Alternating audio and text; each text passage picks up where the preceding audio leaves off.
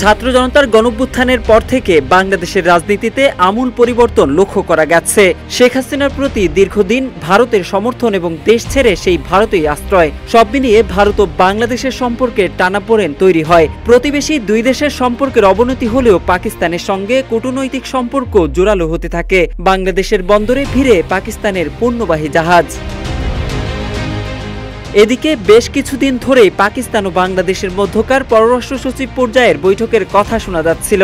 এবার দীর্ঘ বিরতি ভেঙে আজ 17 এপ্রিল সকাল 10টায় ঢাকায় রাষ্ট্রীয় অতিথি ভবন পদ্মায় বৈঠকে বসলেন দুই দেশের পররাষ্ট্র সচিব। গত 15 বছরের মধ্যে পাকিস্তান ও বাংলাদেশের মধ্যে এটি প্রথম আনুষ্ঠানিক কূটনৈতিক বৈঠক।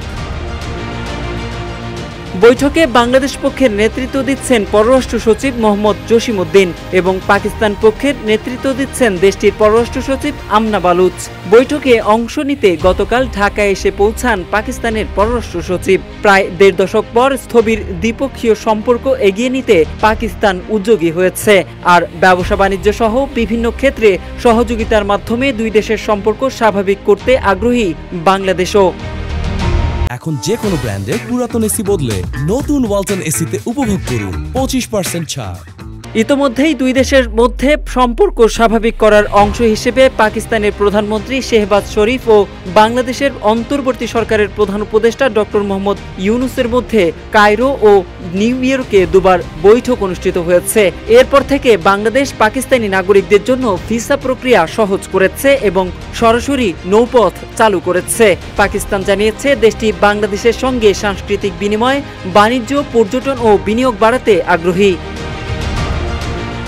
2015 সালে 1971 সালে পাকিস্তানের যুদ্ধাপরাধের জন্য নিঃশর্ত ক্ষমা প্রার্থনা, যুদ্ধের ক্ষতিপূরণ, আটকে পড়া পাকিস্তানিদের প্রত্যাবাসন, 1971 পরবর্তী সম্পদে বাংলাদেশের ন্যায্য হিচ্ছা এবং 1970 সালের ঘূর্ণিঝড়ে গৃহীত বৈদেশিক সাহায্য ফেরত চেয়েছিল বাংলাদেশ। বিশ্লেষকরা বলছেন বাংলাদেশ পাকিস্তান সম্পর্ক আরও গভীর করতে হলে ঐতিহাসিক এই বিষয়গুলোর সমাধান জরুরি। কূটনীতি বিশ্লেষকদের মতে সামগ্রিকভাবে প্রায় 15 বছর বিরতি শেষে ঢাকায় পররাষ্ট্র সচিব পর্যায়ের ষষ্ঠ বৈঠক সম্পর্ককে স্বাভাবিক করে এগিয়ে নেওয়ার পথ সুগম করবে। মোহাম্মদ সাইফুল ইসলাম, ইত্তেফাক।